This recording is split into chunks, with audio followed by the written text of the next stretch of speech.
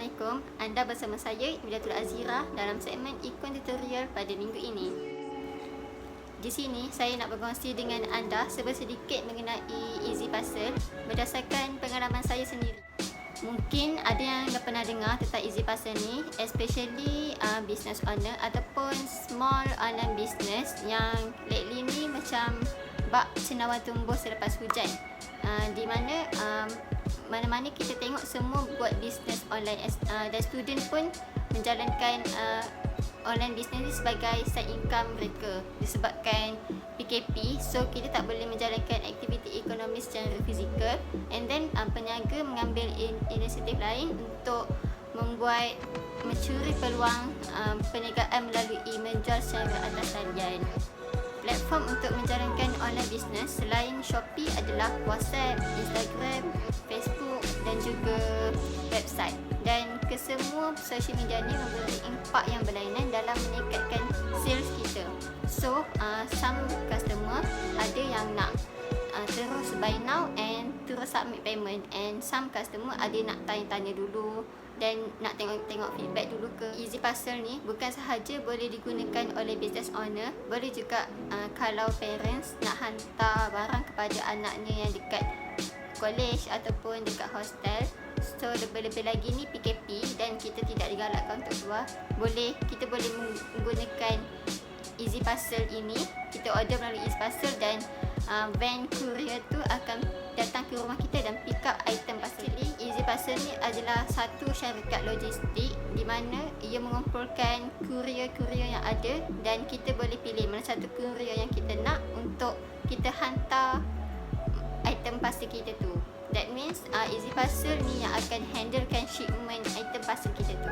Sebelum saya tunjukkan cara ataupun ajar dengan lebih jelas, so make sure anda dah like dan subscribe video ni, okay? So langkah pertama, sign in macam biasa.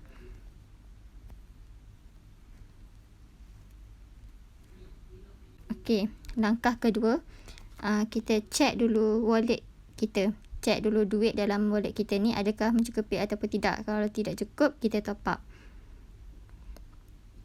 So, kalau anda lihat kat sini, kita boleh top up 500, percuma RM50, 1000, 20, 50 dan seterusnya. So, kalau like business yang dah stable, dia akan top up yang 5,000 ataupun 20,000 ni ke. And then kalau yang macam small business owner, kita mula dengan RM20 dulu pun boleh juga. So kita top up macam biasa guna online banking. Okay, langkah ketiga, kita nak order parcel. So first kita klik send parcel ni, and then single parcel. So kita order customer punya alamat. So daripada contoh saya Selangor, okay, kita akan pilih contoh jaraknya jauh sikit, like Kelantan, postcode Kelantan 15000. Okay, contoh kita nak post 5 kg. Kat sini kita boleh juga custom kita punya ukuran kotak kita tu ataupun parcel kita tu. And then so kat sini dia nyatakan courier yang ada, JNT, Pos Laju, Pigeon, Skynet dan macam-macam lagi. So kita boleh bandingkanlah harga mana satu yang okey, penghantaran servis mana satu yang baik. So macam kalau kita nak murah, kita boleh nampak kat sini Pigeon agak murah di sini. Dan buat pengetahuan anda, Pigeon ni dia maksimum 5 kg seluruh Semenanjung Malaysia RM5 sahaja.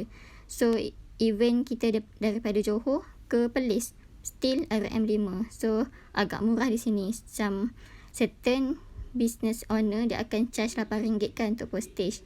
So like kat sini dia dah spend RM5, lagi RM3 dia akan spend kat cost overhead parcel kita tu. Macam contohnya macam kotak, pembalut kotak tu, kita boleh balut dengan plastik hitam ataupun kertas minyak, selotip, stiker Fragal tu, bubble wrap, kos-kos yang kita tak nampak padahal benda tu pun guna duit juga kan.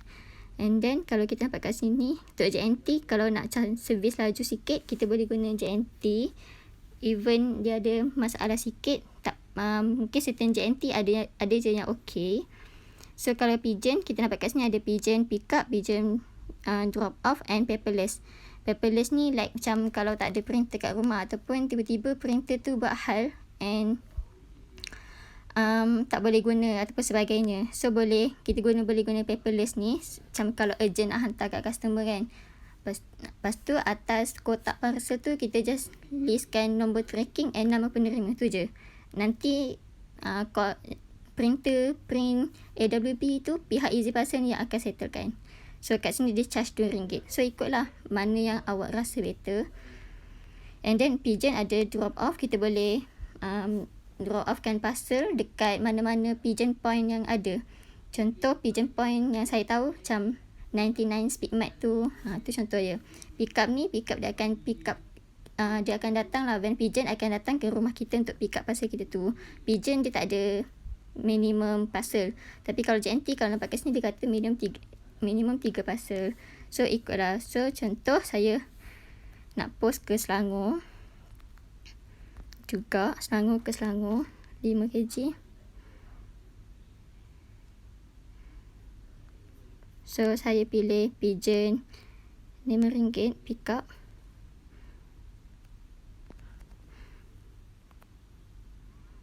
So langkah kelima kita isi detail kita, detail receiver. Okay, detail receiver kita isi. Contoh kalau dah pernah hantar, so kita just tekan je lah.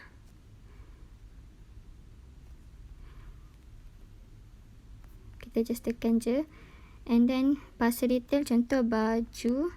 Contoh kalau harga 30, dia okey saja. Dia okey je. Contoh kalau 300 kan agak mahal. So dia akan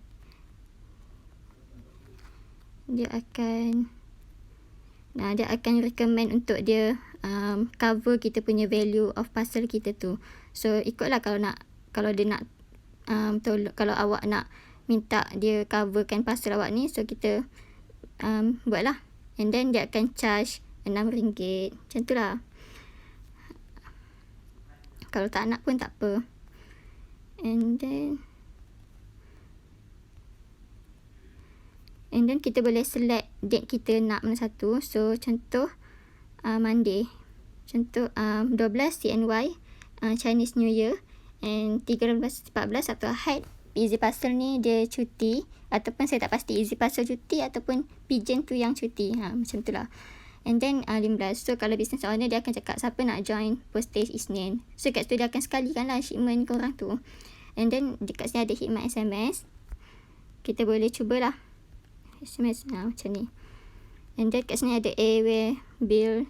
Kita punya kalau nak tak brand kita untuk bagi orang lebih kenal pada jenama kita, so kita boleh lah guna khidmat custom AWB ni. Dan email pun sama untuk customer track dia punya parcel. And then kita order, add to cart. So langkah ke-6, confirmkan payment anda. So kat sini kita isilah detail-detail customer yang lain. And then kita teruskan untuk check out. So kita bayar guna kredit yang ada dalam wallet kita tadi tu. Then langkah ke-7, kita boleh print AWB kita.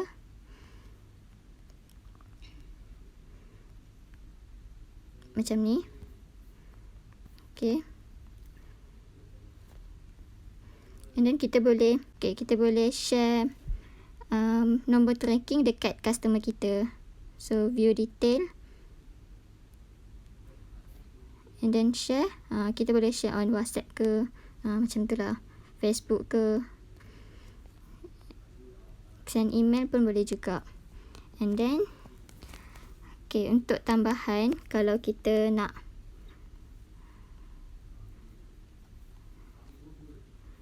untuk tambahan kalau kita nak cancel kita punya order tu pun boleh juga. So kita tengok dekat all parcel ni, kita tengok status parcel kita tadi tu. And then kita tengok kat sini. Kat sini dia akan keluar cancel parcel. So just tekan. So kenapa nak cancel parcel? Sebab duplicate order ke, customer cancel ke. Contoh kalau duplicate order, so ya, dia akan refundkan balik duit kita tu ke dalam wallet kita tadi tu. So Dia taklah rugi sangat, taklah membazir ke, macam tu lah.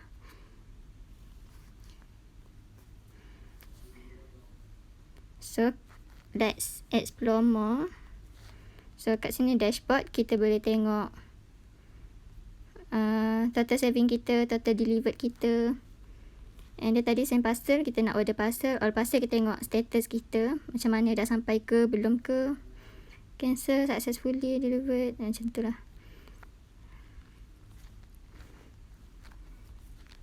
And then kita tengok yang lain macam-macam lagi. So kalau nak explore lebih lanjut, bolehlah cuba ada account ni dan cuba buat, untuk especially untuk business owner. So itu sahaja. Baiklah, terima kasih sebab sudi menonton sehingga ke penghujung video. Jika anda ada apa-apa pertanyaan ataupun soalan, bolehlah ajukan di ruangan komen dan insyaAllah saya akan cuba jawab mana yang saya tahu.